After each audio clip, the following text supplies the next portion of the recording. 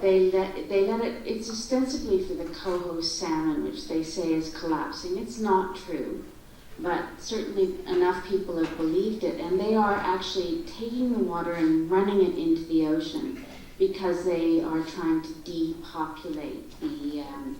Where are these politicians, like, what's the matter with Obama that he's letting this happen? Well,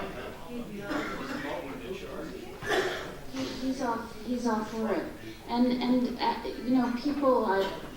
I talk to people in California who say we bring up our congressmen and women, we walk them around, we show them what we're doing, and they go back to Sacramento and they vote lockstep for the Sierra Club. And I call them up and I say, what the hell? She says, if I don't vote the way the Sierra Club wants me to vote, I will not win. So I'm sorry, I'm stuck. Because that's, you know, you have $300 to $500 million a year to spend. You can buy a lot of influence. And it's ordinary people giving this money to them.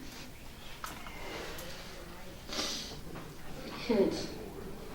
I guess in Canada it's more expensive because $500 million only buys you one Liberal MPP. Really? Two questions, if I may. One is, what role do the foundations play in this? I see them as being very secretive, yes, very influential, and if you've got any suggestions on how to torpedo them? And one other quick question. Suzuki being the half owner of the island with the oil company, yes, is he pleading stupidity or greed? Oh, you know, Suzuki says, oh, they got the story wrong. Ezra's bad. Foundations, I think a friend of mine is a member of the Weston family, and she went on a sort of foundation head retreat, and she said that they were all sons and daughters of the original founders, and they were all left-wing, and they all felt that what their parent or grandparent had done was bad, and they were trying to make things better. So that's, I think some of them are that stupid. A lot of them are run by professionals who are trying to change the culture, and they believe what they're doing is right. And then there's the other thing that's quite important. The people like the Nature Conservancy of Canada are powerful enough to demarket you if you don't give them money. So if you've got, say, a food company and you don't have the Nature Conservancy's imprimatur, then, you know, you're in trouble. Yes? I haven't read the book yet, so maybe you do deal with this issue. But there's one issue you didn't cover there, which is quite interesting from the point of view of the map with all the red zones for no human use. Right. And that's the issue of illegal immigration in the States, Yes, and the invasion that's taking place from the south. Because apparently areas, even tribal areas on the Indian reserves and the border, are flooded with illegals leaving all sorts of garbage, and they just get away with it. Yeah. And even to the extent that certain parts are too dangerous for people. And Yes. there are marijuana grow-ops operating in California with guys actually armed guards, and Yes. hikers have got into trouble there, far greater than along the Appalachian Trail passes close to urban areas. Yes. And I mean, is there no way that a campaign could be started against the Sierra Club for not going after this sort of thing? Because the Sierra Club has said they're not going to talk about immigration at all, which is rather an interesting way they could be wrong for hypocrisy. Yeah, I would love to see somebody take down the Sierra Club, and I applaud Putin for putting Greenpeace in London.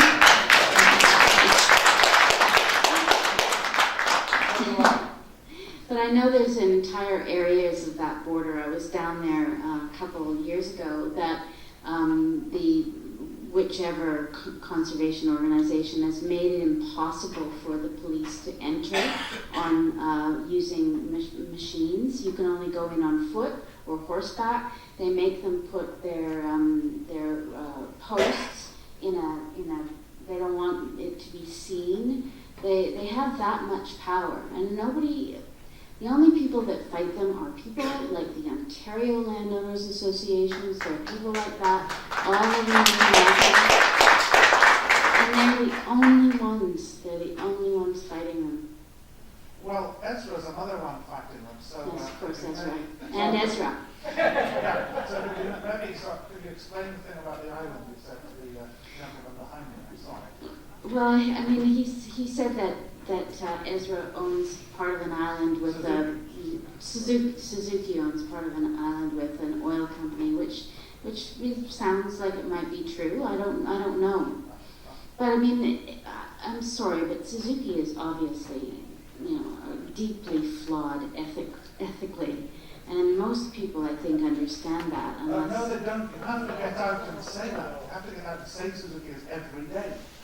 I work on a lot of printers for whom Suzuki's God, and I have to sort of get coffee and stuff from them. Poor thing. It's fun. It's fun.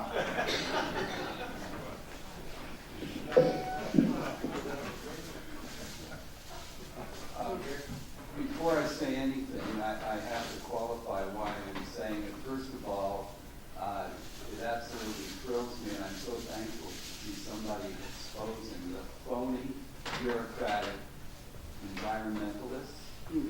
On the other hand, I call myself an environmentalist. And I guess I've joined a couple of campaigns. One was to save the Nahanni watershed in the Northwest Territories, and the other was in connection with Grand Canyon. There are some parts of this world that I think we do want to save from over-exploitation by man. And they're very small parts, but they're very significant. And I really do think the Nahanni and the Grand Canyon qualify in that. How do we go about trying to save certain things and not play into the hands of the phony environmentalists? I don't know the answer to that question. I mean, generally speaking, though, people who own land tend to take care of it better. And I think enhancing property rights is one way to do that. It may sound like a boilerplate answer, but I don't see why anybody who, given how much land we have in Canada, anybody who wants to can't live the way I do, because compared to living in a box in a city, we should be able to live outside cities and in beautiful places and take care of them. It's part of being human, and it makes you healthy. So, the Nahanni watershed and the Grand Canyon, I agree with you. But you see, now there's so much saved, nobody can take care of it. There aren't enough conservation bureaucrats in the world to take care of the parks we already have. It is A tough one. Yes, sir. Okay, Robert Sopak here. I'm the Member of Parliament for Hi. Dauphin, Swan River, Marquette. The Conservative Member of Parliament, I might add. I happen to represent the constituency of Dauphin, Swan River, Marquette, all 55,000 square kilometers of it. And it is a rural resource producing community with agriculture, forestry, fisheries, hunting, and so on. And by the way, the hunting's pretty good. I have a moose in the freezer myself, so I'm pretty happy about that. I also happen to be chair of the Conservative Hunting and Angling Caucus, so I feel very comfortable in this particular crowd here. I'm also a biologist, and I had a 35-year career, plus or minus, in the field of resources and environment. And I'm also on both the Environment and Fisheries Committees, and I had a front row seat when we revamped much of Canada's environmental legislation, for which we've been really criticized for. And I love fighting back on that, because the changes we made are the right ones. And the Ontario Landowners Association, any municipal councillors here, will know that the changes we made to the Fisheries Act and the Navajo Waters Protection Act are very positive for rural communities. The point I want to make is, and I'd like you to comment on this, Elizabeth, and I do have your book, I read it, I bought it some time ago. When we have, the difference between the presenters to our committees is very, very stark. The NDP and Liberal witnesses, the Sierra clubs and all that kind of thing, and all they talk about is environmental process. The criticism of us for the changes we made, it's all about you change the process. There's not enough consultation anymore. But the witnesses that we ask, let's say we were developing a national conservation plan, we ask the farmers, the loggers, the miners, the energy companies, Canadian Association of Petroleum Producers, and their testimony stands in stark contrast to the left's testimony, because their testimony is all about how do we fix what we're doing and be better environmental citizens. It's technical stuff. How do we reduce emissions? How do we reclaim the oil sands? The difference is very stark. So I think we as conservatives have nothing to apologize for in terms of the way we approach the environment. Nothing in the least. I just want to make a point. You guys want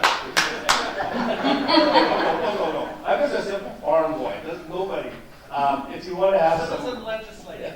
If you want to have some fun, just Google the phrase right-wing environmentalist. Okay, do you have a question? My question is, can you comment on the difference between what I said in terms of the left and the process and quotes our folks talking about environmental improvement? Sorry for taking it. Well, no, I totally agree with you, and I think that's the case in every country and region in the world. People on the left are not really interested in the country as such. They're interested in controlling people.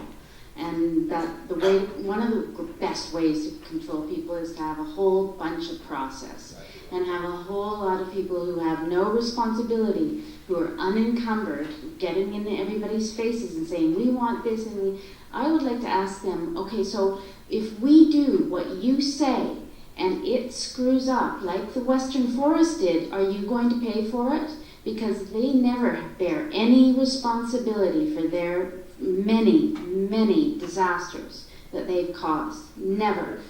So I think we've got to turn that around and say, fine, okay, are you going to pay for it? If you're going to pay for it, I would like to see a fund set up and you can put forward bonds, and if it doesn't work out, if it works out, you get your money back. But if you're going to shut down an entire region, somebody's going to have to take care of these people who live up here. What about the Indians? That coastal opportunity fund that was set up after they turned the Great Bear Rainforest into a museum was $262 million that came from all over the world into a small part of British Columbia that